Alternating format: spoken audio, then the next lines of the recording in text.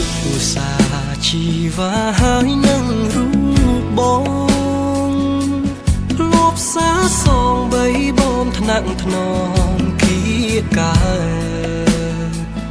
រត់លេងប្រឡែងមកឆ្នេរខ្សាច់វែងអនឡាយ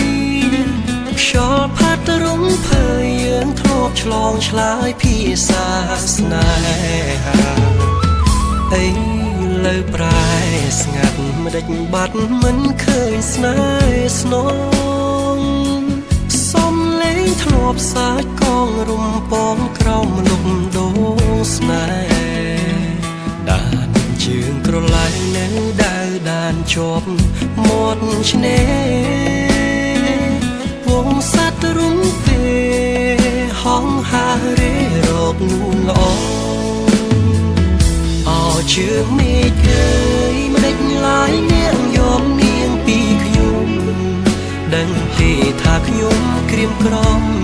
រួរងទុកធំក្រំភ្នំសោកាអោទាំងរលកបងបោកលាយទឹកមេត្រាហាក់សួរខ្ញុំថាថ្ងៃណាទើបនាងវិលមកជើងមេឃអើយប្រាប់ត្រានត្រើយថាខ្ញុំនៅចាំ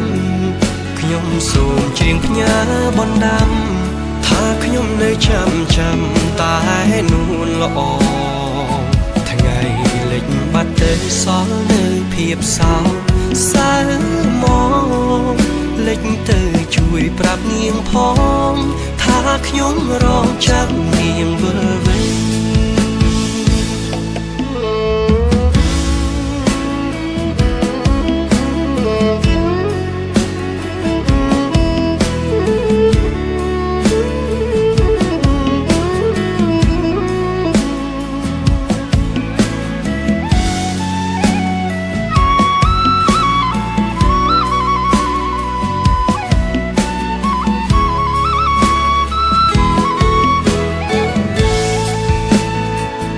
អី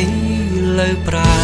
ស្ងាត់មិនដេចបាត់មិនឃើញស្នេហ៍ស្នង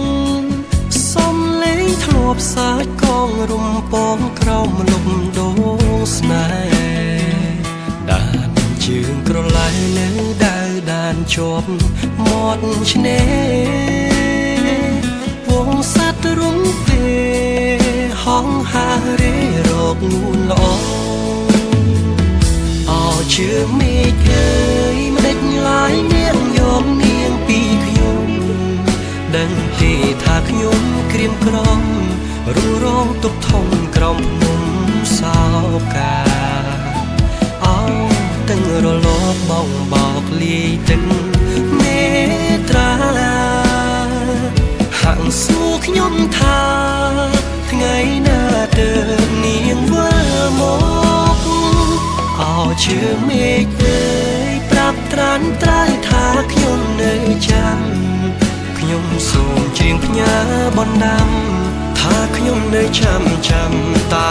នួនល្អថ្ងៃលិចបាត់ទៅសល់នៅភាពសោកសៅមកលិចទៅជួយប្រាប់នាងផងថាខ្ញុំរងចាំនាងវិលវិញ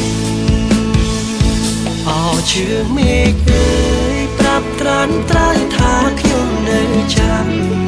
ខ្ញុំសូមច្រៀងផ្ញើបណ្ដាំថាខ្ញុំនៅចាំតែនួនល្អថ្ងៃលិចបាត់ទៅសល់នៅភាពសោកសៅមកលិចទៅជួយប្រាប់នាងផងថាខ្ញុំរងចាំនាងវិលវិញថ្ងៃលិចបាត់ទៅបនសល់នៅភាពសោកសៅមកលិចទៅជួយប្រាប់នាងផងថាខ្ញុំរងចាំនាងវិលវិញ